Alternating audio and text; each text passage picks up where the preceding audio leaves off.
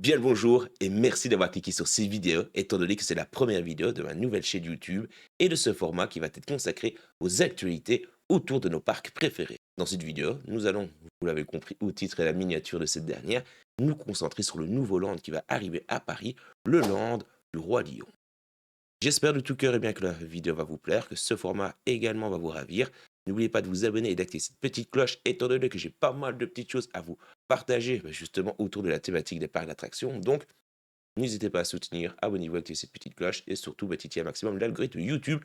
Je compte sur vous. Le Land Roi Lion ou Pride Land, c'est son nom officiel, est une nouvelle zone thématique immersive inspirée du film d'animation du Disney Le Roi Lion qui est sorti en 1994.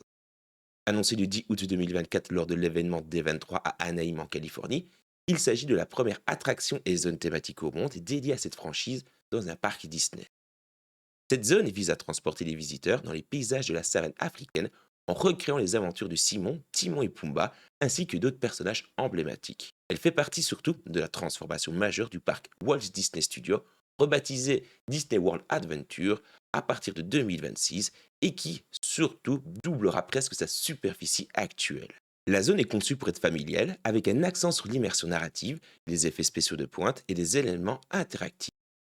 Elle s'inspire des thèmes émotionnels du film, comme le cycle de la vie, et intègre des technologies avancées comme des audios animatroniques pour une expérience fidèle à l'histoire originelle. Le Land Roi Lion est situé dans Disney Adventure World, à proximité d'Adventure Bay, le lac central du parc. Il jouxte Avengers Campus et se trouve non loin du futur World of Frozen, qui l'ouverture est attendue pour 2026. L'entrée principale donne directement sur Adventure Bay avec une transition progressive de pavés urbains vers les sols terreux de la savane. La zone occupe une parcelle importante dans un bâtiment principal de 13 755 mètres carrés, ce qui en fait l'un des édifices les plus grands du resort. Taille de Rock culminera à 37 mètres de haut, dominera la savane, tandis que le bâtiment de l'attraction, elle, mesurera 23 mètres de haut.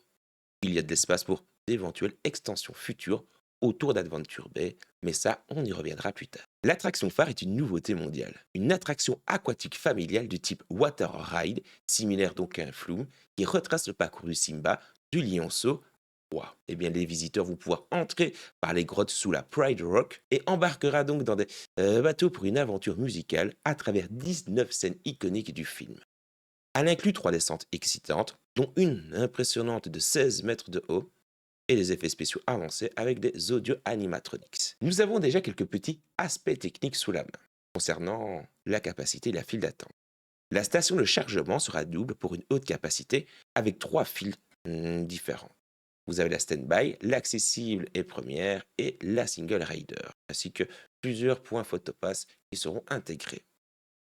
D'autres activités incluent les rencontres avec les personnages, donc des meet and greet comme Simba, Timon, Pumba, Rafiki et Zazu, dans les décors thématiques du futur land. Le land n'accueillera pas qu'une attraction, il sera également accompagné de restaurants et de boutiques. Oui, ça, les boutiques, c'était une évidence venant de Disney. Côté restauration, nous avons un restaurant quick service de 63 mètres carrés avec une terrasse couverte avec une surface totale de 307 mètres carrés pour la restauration.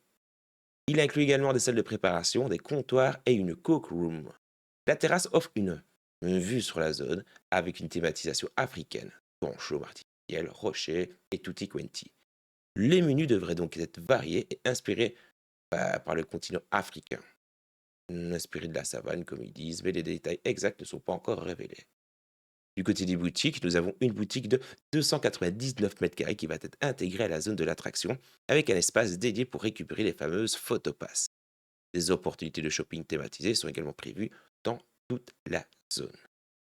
Vous avez également des toilettes qui seront thématisées avec une salle familiale complétant donc les aménagements. La zone recrée donc la savane africaine avec un niveau de détail inédit. Du côté des paysages, on va avoir droit à des rochers artificiels, des plantes artificielles pour une verdure constante, des arbres acacias et une intégration paysagère pour masquer les grands bâtiments de l'attraction. La zone est donc conçue pour tous les âges avec une emphase sur l'émotion et l'aventure. Et on sait à quel point Le Roi Lion est un film qui avait cartonné à l'époque bien en Europe et plus particulièrement en France, si je ne dis guère de sottises. Mais c'est une licence qui est fortement intéressante. Je préfère de vous à moi avoir un land sur le Roi Lion qu'avoir un land Star Wars. Je sais pas vous quel est votre avis, mais au moins on a quelque chose d'unique et quelque chose, ben voilà, on a droit à un flou grâce à justement à ce revirement de situation. Parce que oui, initialement, c'était un land Star Wars qu'on devait avoir, mais faute de flop avec les films, heureusement j'ai envie de vous dire, on a pu justement esquiver cela et ben, les Imagineers Disney ont décrété qu'un endroit à Lyon, ben, justement compte tenu de la hype de la licence en Europe, serait tout simplement un bon call. Revenons maintenant un petit peu sur la chronologie, la construction et les avancées au moment où je tourne la vidéo. L'annonce a donc été faite en août 2024. Du côté des permis, ils ont été déposés en avril 2025 et approuvés en août 2025. Le début des travaux a débuté en automne 2025. Et d'ailleurs, pendant que je blablate, je vais vous faire défiler plusieurs petites images que j'ai pu trouver sur Internet et ça avance grandement. Ne vous attendez pas à l'avoir en 2026, non. On planche plutôt pour une sortie pour 2027, voire 2028, ce qui, de vous à moi, bah, n'est pas vraiment dégueulasse comme timing, hein. On n'a pas encore Frozen qui est là, qui l'extension déjà, comment dire, le nouveau land est déjà en train de se construire. Nous avons donc l'ouverture, bah, ce sera d'office après le World of Frozen, ça c'est une évidence. Potentiellement donc pour 2027 et 2028, comme je viens de vous dire, nous n'avons pas de date précise qui a été confirmée. Par contre, la période coïncide avec la célébration des 35 ans d'anniversaire donc de Disneyland Paris. Chose qui est un petit peu bah, pas vraiment pertinent, étant donné que le premier parc a certes 35 ans, mais le deuxième parc n'a pas 35 ans. Mais peut-être qu'ils vont gruger là-dessus et bah, profiter de l'event des 35 ans de l'anniversaire pour justement peut-être bah, capitaliser là-dessus et tout un coup de projecteur, mais à mon sens, bah, ce ne serait pas vraiment juste. S'ils se retrouvaient dans le parc Disneyland, parc qui manque grandement justement de nouveautés, bah ça fait pas 35 ans, enfin. Alors, du côté des mises à jour récentes, les travaux avancent rapidement, comme vous pouvez le constater, avec des tests concernant la chute bah, qui sont faits en coulisses et un déblaiement du terrain qui a commencé. Des rendus 3D et des maquettes ont été exposés, montrant l'intégration avec d'autres zones. Je vous mets également un petit espace bah, justement entre World of Frozen et le Land Roi Lion. Nous avons clairement la place pour un futur land. Selon vous, potentiellement quelle licence pourrons-nous accueillir là-dedans? J'espère que ce n'est pas Star Wars, mais vous pouvez toujours le mettre dans l'espace commentaire. Je ne suis pas fermé. Attention, je ne suis pas dans le jugement, non. Et puis, ce sera surtout l'occasion de pouvoir faire connaissance, vous et moi. En espérant que vous n'ayez pas oublié de vous abonner et d'activer cette petite cloche. Ah, je vais insister avec ça, les gars. On est sur une nouvelle chaîne YouTube.